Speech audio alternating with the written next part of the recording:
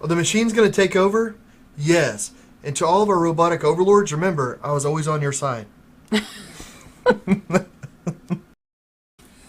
Hey guys, are the machines going to take over? Well, if you're visually impaired, they already have. What? Yeah. It's the truth. For people who are visually impaired or blind, whichever way you want to call it, Braille has always been the thing. But the truth is, very few people who are visually impaired actually use Braille much anymore. I use it for my paints and like making some notes or things, but mostly for playing cards, things like that. The statistics are something like 12-14% of blind people in America use Braille. And I just read a report where it was like 2% for people in the UK. Yeah, that's crazy. Yeah, and I wanted to go over exactly why that's the case, because technology is so much better. Now, if you're a Braille reader from birth, the best that you can read is probably around 120 words a minute. A sighted person on average is about 250 words a minute. But using the screen readers and technology that we have, you can actually go up past that. So using the technology makes it far better. And let me show you something. And it's on all the devices. So this is just an iPad. And as you touch, it reads everything to you. Oh, the voice. Now, this is an app. One thing I'm asked a lot is how am I able to understand a photograph? Or you might see Einstein. I don't know. Did I move my head enough? Yeah. Okay. Yeah, he's behind here. Einstein back there. He's a painting that I did. Well, how in the world would I know what he looked like? I mean, I kind of remember from when I was sighted, but how can I do a painting? Well, it's the technology. And the brilliant thing about it is that this technology gives you access to anything that's been written. If you're relying on Braille, you're only able to read books that other people thought that you might want to read. Well, if you can use a computer and with the new screen technology on it, you can read anything, which is incredible. Like, something that was written 200 years ago or a Facebook post 2 seconds ago. It just opens everything up. So let me show you this, though. This is crazy to me. Please connect stereo headphones. Oh. Start the voice Android. Okay, there it goes. Okay, now what this is doing, can you see it on the screen? Yeah. Okay. Kind of. Now, what this is doing, and I'm going to put my hand back here, so you can hear it. It's kind of like a submarine. All right. So I'm gonna close it off because it gets annoying to me. It works better with headphones because it puts different sounds on different ears. Yeah, different ears. That's right. It's like a submarine a little bit where like it puts, sonar. Yeah, sonar. So a submarine doesn't have windows, of course. They don't put their head out to see what's going on. They listen to the differences of sound, and there's a way to learn that and to be able to understand visually what's out there by just hearing sound, and that's what that uses. Now, here's another thing. Okay, I've started writing cartoons. Now, the reason I've been working on a lot of cartoons is my ukulele broke, and I needed a hobby.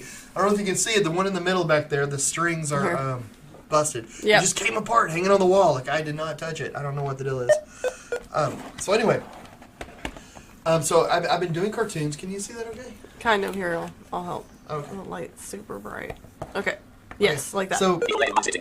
So this is NVDA. It's a free screen reading software, and I love it because it's free, and people have access to it all over the world. There's other ones like JAWS and Braille Eyes and things. Now, okay. Now, one thing you can do with this is be able to understand a picture a little bit. So you can hear the beeping, and that's a high beep, which means you're on a white area. Oh, you hear that? That means that you're on a black area. It's very much lower. Now, if you had headphones on, you could also tell from which ear it is going to, and you can blow up the image. You can make it smaller, but it's a way to understand a composition of something using sound. Okay, let me show you something else. This is fun. Okay. What did I do? Oh, here we go. Okay, now this is an app called Cat Blind Helper. I'm trying to think which way the screen needs to go for you to see it. Okay, so what this does, it's a touch screen device. Well, it's a phone, but a phone vibrates. I'm going to put my hand up behind it. Can you see the lines in it? Yeah, Okay, it looks really good. Okay, cool. Now you see that? Okay. Now, as you run your hand, now, of course, my hand's going, I'm probably covering the camera now. Okay. Yeah, there you go. Okay. There. I'm not used to using it like this. So whenever I'm touching the screen and I come across a line, it actually makes the phone vibrate. And if it's a little line, it'll vibrate a little bit. And if it's a big line, it'll vibrate a lot. Oh, see, there we go. Can you hear it? Can you? Well, you might be able to I can feel it. Oh, I okay. can't hear I it. wasn't sure the vibration was enough. No. But what this does, though, is it lets you be able to have a touchscreen device with you everywhere, so that you can hold it up and you can find where a doorway is. If you're in a museum, you can hold it up to a painting and at least understand what the composition is like. You can also put photos and things on here to be able to understand that. Just so many different things. Okay, and then another thing we have in our studio is a 3D printer, and this is awesome.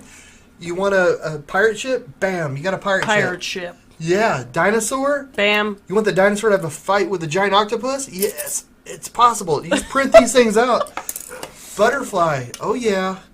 You know, art from all over the world. There's files online that you can you can download statues from Greece, Rome, all these different things.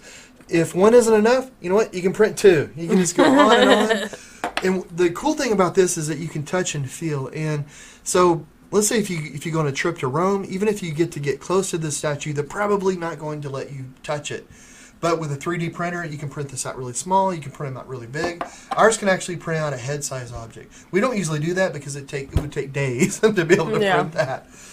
But the cool thing about this, though, is that there's so much out there. There's things for hearing. There's things for touch. And if you're a non-visual person, it gives you ways to be able to access the world that has never existed before. And it's so exciting. So one thing that I've been doing, I mentioned the cartoons. And I'm sorry I'm jumping all over the place. I get excited when I talk about this stuff. With the cartoons, I'll actually draw things out. So I've got like tons of these little drawings and stuff. So I'll draw them out with my paint that I can feel. And then we can scan them into the computer, and then using the computer, we can do more stuff like add the text and things. Because, oh my goodness, I took drafting in high school, and I have had enough of lettering and all that sort of mind-numbing kind of thing. But the really cool thing is that there's so many more apps out there, even than what I've showed tonight. It's just incredible. And if you know anybody that's visually impaired or a parent of someone that is, please share this over to them. Link it. Let them know what's out there, because I'm a bit of a nerd. I'm a bit of a geek, so I look this stuff up. I'm really excited about these kinds of things. And if you aren't driven towards technology the way I am, sometimes you can miss out on this. So there could be a parent that's really involved with their child, and a lot of times they don't even know that there's these things that are out there, and a lot of times they're free. Yeah. Look in the description. We'll include links and everything. Oh, that's cool. Can you do that on Facebook? Sure.